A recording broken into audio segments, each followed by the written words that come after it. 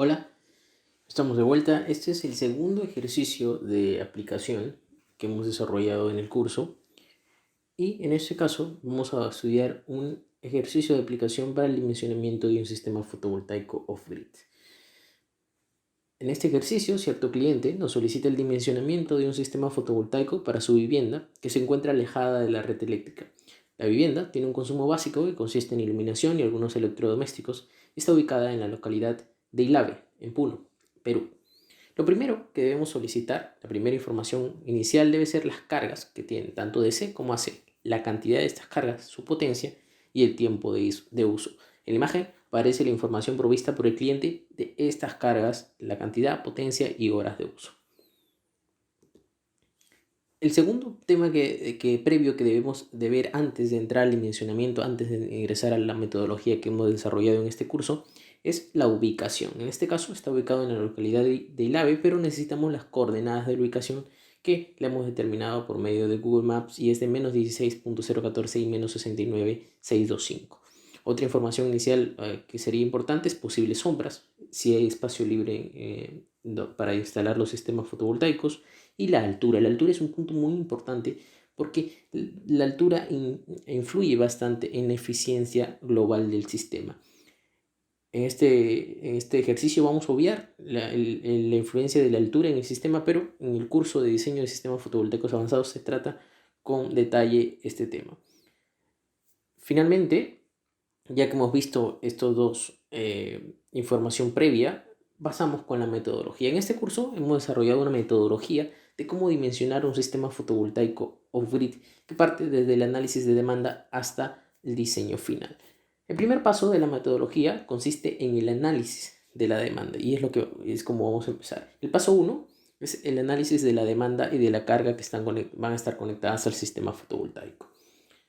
Primero calculamos la energía diaria y la potencia máxima. Aquí aparecen las cargas que nos proveyó el cliente como información inicial. La carga consiste en focos LED, laptop, televisor, cargador de celular y refrigerador. Hay 6 focos LED, 2 laptops, un televisor, 2 cargadores de celular y un refrigerador. La potencia se muestra en la tabla, igual que las horas por día. Para calcular la energía diaria, nosotros necesitamos hacer una sumatoria de la cantidad de las cargas por la potencia individual de cada carga por las horas. Para la potencia máxima, la sumatoria debe ser de la cantidad de cargas por la potencia individual de cada carga. Entonces, calculando para los focos LED, necesitaremos una energía de 6, que es la cantidad de focos LED, por 10, que es la potencia de los focos, por 5, que son las horas utilizadas al día, los que nos da un subtotal de 300 Wh de energía para los focos LED. Y así debemos realizar el cálculo para cada carga individual y luego sumarla. Calculando, este consumo de energía diaria nos da 3.560 Wh y la potencia total de 450 Wh. La potencia la calculamos simplemente multiplicando la cantidad por la potencia de cada carga. Adjunto a esta unidad, a esta sesión de ejercicio, se cuenta con una guía que nosotros diseñamos y elaboramos y adjuntamos para usted de cómo calcular el consumo de energía diaria y también una plantilla de Excel para hacerlo de manera rápida. Entonces nos quedamos con los resultados. La energía diaria en este caso es 3.560 Wh y la potencia máxima 450 W. Estas son la energía y la potencia máxima demandada por la carga. El siguiente paso en nuestra metodología es el dimensionamiento del arreglo fotovoltaico. Para ello nos basamos en en la irradiancia, que viene a ser las horas solar pico, y en las consideraciones de pérdidas en el sistema. En este caso la vamos a considerar dentro del factor de rendimiento, dentro del PR. Entonces el paso 2 es calcular la potencia pico. Esto nos sirve para dimensionar el sistema fotovoltaico. Recordemos la ecuación que vimos en clase. La potencia fotovoltaica pico debe ser mayor o igual a la energía diaria sobre las horas solar pico mínimas por el factor de rendimiento. Esta es la forma de dimensionar y de calcular la potencia pico para un sistema fotovoltaico aislado, para un sistema fotovoltaico off-grid. Entonces, nosotros tenemos como dato que la energía diaria es 3.560 Wh y la potencia máxima 450 W. Ahora debemos determinar la hora solar pico mínima y el factor de rendimiento para completar el ejercicio. Con respecto a la hora solar pico mínima, la vamos a obtener en este caso de la NASA. También en esta unidad, en esta sesión, tienes junta una guía de cómo obtener la hora solar pico a partir de la página web de la NASA y cómo abrir el Excel y cómo procesar esta información. Para el segundo punto, para el punto del factor de rendimiento, vamos a considerar un factor de rendimiento de 0.8. La hora solar pico que se obtuvo de la NASA es la mínima. ¿Qué significa hora solar pico mínima? Que vamos a tomar el valor mínimo de todo el año, es decir, el mes en el que hay menor radiación. Y para esta localidad se obtuvo 4.2 horas solar pico. Entonces, ya tenemos el factor de rendimiento, que lo estamos considerando en 0.8, la hora solar pico mínima y la energía diaria consumida, por lo que podemos calcular la potencia pico. La potencia pico fotovoltaica va a ser mayor o igual a la energía diaria entre la hora solar pico mínima por el factor de rendimiento. Esto es 3.560 Wh entre 4.2 por 0.8, lo que me da un aproximado de 1.060 Watt pico. El paso 3 es calcular el número de módulos a partir de esta potencia pico. Primero debemos seleccionar el módulo. En este caso vamos a utilizar módulos de 300 Watt pico, de los cuales se muestra la ficha técnica a continuación. Ahí en imagen se muestra la ficha técnica. Debemos tomar en cuenta la potencia y también las corrientes y las tensiones de este módulo, pero eso lo vamos a ver un poco más adelante. Por ahora quedémonos con la potencia, 300 watts de potencia. El primer paso es calcular el número de módulos máximos en el sistema.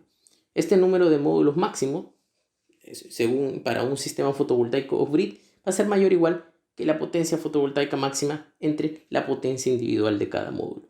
Esto es que los números de módulos fotovoltaicos va a ser mayor o igual a 1060 watt pico sobre 300 watt pico, lo que me da que el número de módulos debe ser mayor o igual a 3.53. Como 3.53 no es entero, lo aproximamos al par superior, que en este caso es 4, es decir, el número de módulos fotovoltaicos con los que debe contar mi sistema es de 4, y la potencia fotovoltaica, por lo tanto, la potencia fotovoltaico pico va a ser 4 por 300 watt pico, que es 1200 watt pico, y ya calculamos la potencia fotovoltaica pico final y el número de módulos. 4 módulos, 1200 watt pico de potencia en total. El tercer paso, la tercera fase de la metodología es dimensionar el controlador de carga en base a la tensión de trabajo de las baterías. Recordemos que la tensión de trabajo es la tensión a la que va a operar todo el conjunto de baterías de nuestro sistema fotovoltaico. Pero vamos con el paso 4, que está dentro de esta fase. El paso 4 es primero definir la configuración que vamos a utilizar y la tensión de trabajo. Recordemos que hay dos tipos de configuración para un sistema fotovoltaico off-grid. Recordemos que está el inversor más controlador independiente, es decir, puedo utilizar un controlador y un inversor que están separados, o también un controlador integrado en el inversor. En este caso vamos a optar por un inversor más un controlador independiente. La recomendación, que también se encuentra adjunta a esta sesión, es que para ciertos valores de potencia y consumo mayores ya se debería utilizar un controlador integrado en el inversor. Entonces, ahora vamos a ir con un inversor más un controlador independiente. El diagrama se muestra allí. La potencia fotovoltaica pico es de 1200 watt pico y el consumo es de 3560 watt hora. La tensión recomendada, entonces, según lo que hemos visto ya en clase, es que para valores mayores a 2400 watt hora de consumo diario, la tensión recomendada es de 48 voltios de tensión de trabajo, por lo que nos quedaremos con este valor de tensión de trabajo, 48 voltios. Una vez hemos definido ya la tensión de trabajo, podemos seleccionar el controlador. ¿En base a qué? A dos parámetros. La potencia fotovoltaica pico, que tiene nuestro sistema fotovoltaico de 1200 watt pico, y la tensión de trabajo. Entonces, hemos seleccionado este inversor MPPT 15035 de Victron Energy. ¿Por qué? Por estas dos características que hemos dicho. Este controlador, por ejemplo, puede proveer a 48 voltios, es decir, funciona a 48 voltios, puede proveer hasta 2000 watts. Puede recibir hasta 2000 watts de potencia fotovoltaica. Como nosotros tenemos 1200, está dentro de sus características, por lo que este controlador nos sirve y es el que hemos seleccionado para este ejercicio. El paso 6 es, ya una vez definido el controlador, calcular el número de módulos en serie y en paralelo. ¿Por qué lo hacemos esto después del controlador y no antes? Porque, al igual que en los sistemas fotovoltaicos off-grid, que la tensión de los módulos máxima del arreglo fotovoltaico viene definida por la tensión del inversor, en este caso viene definida por la tensión máxima que soporta el controlador. En este caso, para este controlador, la tensión máxima del circuito abierto, es decir, la tensión de circuito abierto máxima del sistema fotovoltaico, va a ser de 145 voltios. Yo debo calcular el número de módulos fotovoltaicos máximos que puedo poner en serie con este valor. Recordamos que cuando tenemos módulos en serie, las tensiones se suman, por lo que el número de módulos en serie por la tensión de circuito abierto de cada módulo debe ser menor a la tensión de circuito abierto máxima del controlador. Viendo la ficha técnica del módulo, la tensión de circuito abierto de este módulo es de 45.58, es decir, el número de módulos en serie por 45.58 voltios debe ser menor que 145 voltios, lo que me da que el número máximo de módulos en serie debe ser menor a 3.2. Como son 4 módulos, vamos a dejarlo en 2. Es decir, vamos a tener 2 módulos en serie y 2 series en paralelo. Ya hemos definido el controlador y dimensionado el arreglo fotovoltaico, por lo que hasta ahora tenemos un diagrama como el que figura en la pantalla. 4 módulos, 2 en serie y 2 series en paralelo que van a este controlador que hemos seleccionado.